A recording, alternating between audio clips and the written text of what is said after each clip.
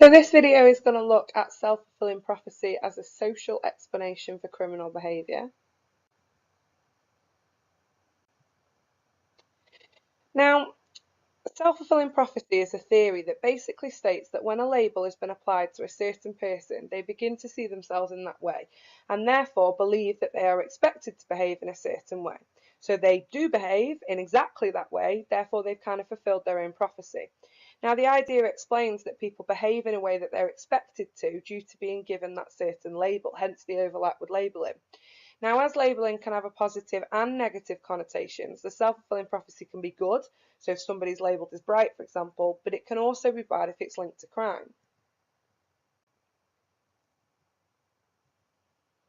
Now, there's an entirely separate video on labelling, but labelling has been described as when something is expected of an individual and therefore by others and therefore becomes true. So society may label people according to their education, their parents, their race, their social class. Now, if somebody's given a label, they're more likely to live up to that label. Now, the effect of labelling can be on how an individual sees themselves, which can be on their self-concept, so how they feel and see themselves in relation to the world. But it can also therefore affect the way that other people treat them, which is therefore what leads to the self-fulfilling prophecy itself. Now, society may label people according to the way other people treat them, and that can also lead to a self-fulfilling prophecy. Now, the self-fulfilling prophecy is a concept from social psychology because it's referring to the process that something happens because it was predicted that it would happen, or this idea of society's influence on us and our behaviour, because our behaviour will change in line with the way that others expect us to behave. And criminal behaviour can become a result of this behaviour because an individual perform in a way that they thought other people expected them to, so they conform to their expectations of society. Now, anybody can impact how they feel about themselves and the decisions that you make, and it's actually if somebody expects us to behave badly or in a criminal way that we conform to that expectation. Now, it's really important when you're referring to self-fulfilling prophecy to talk about the stages and the key words within self-fulfilling prophecy. So the first stage is the idea that a prophecy is set. So I'm going to do an educational example. So a teacher believes that a student is a low achiever, for example. Now, that will therefore then lead to an expectation. So the teacher will not expect a lot from that student, so they won't motivate them, they won't stretch and challenge them, they might even give them easier work.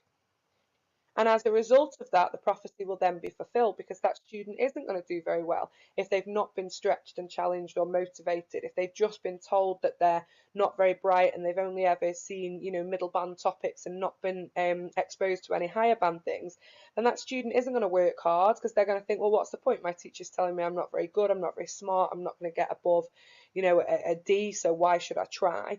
And therefore they don't achieve, which is actually therefore meaning that the prophecy that was set has then been fulfilled.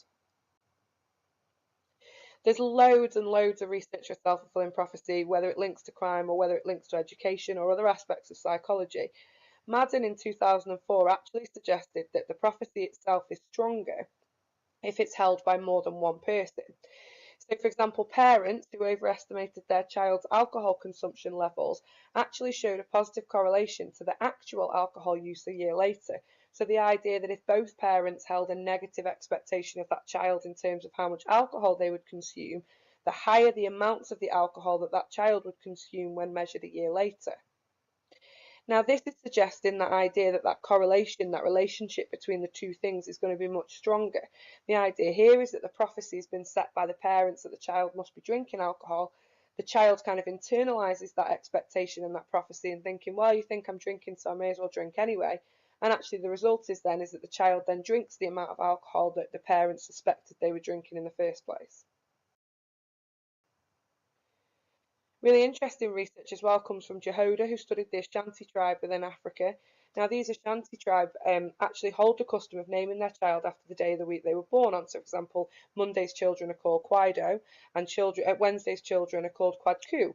Now, this is the idea that with each of those names based on the day of the week that you were born, there's a certain connotation that goes along with that in terms of behaviour. So, for example, Monday's child was seen to be really calm and peaceful, whereas Wednesday's children were seen or expected to be particularly aggressive and angry.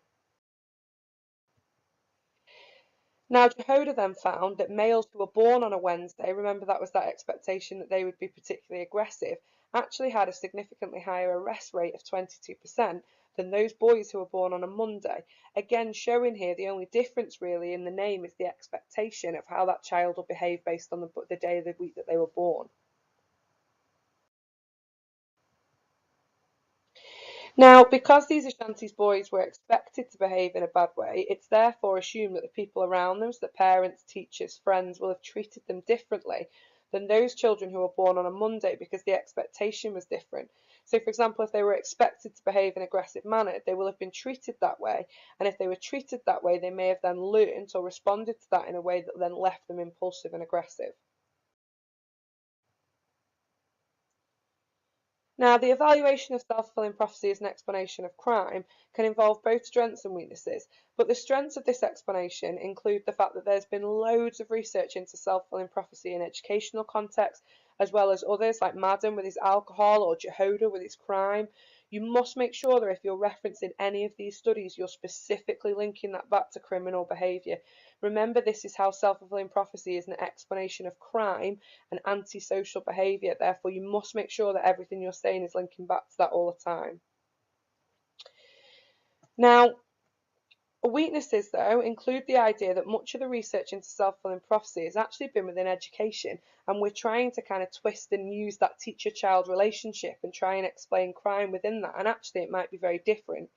And again, the problem with studying the effects of labelling is the fact that the individual level may be based on false belief, which explains why there are few psychological studies into the labelling and self-fulfilling prophecy. It's also really difficult to come up with high quality research for this, particularly nowadays. You think Jehoda's research was in 1954. Because of ethical issues, we wouldn't be able to create a situation now where we get a group of students and we say, right, we're going to label them as deviant and antisocial and aggressive and see if that affects their behaviour. Because essentially we would be creating criminals there, we would be creating deviants, which we know is unethical to do.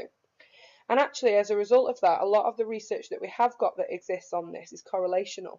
So we're not able to see a cause and effect relationship between the implementation of that self-fulfilling prophecy and then the expectation of the behaviour. So actually, any differences that we are seeing might be nothing to do with the self-fulfilling prophecy, but maybe to do with other things like family makeup or socioeconomic background or social factors. And as a result of this, a lot of the research that we have got has therefore had to become pretty artificial. So therefore it's lacking ecological validity in terms of our ability to be able to apply that specifically to crime and antisocial behaviour.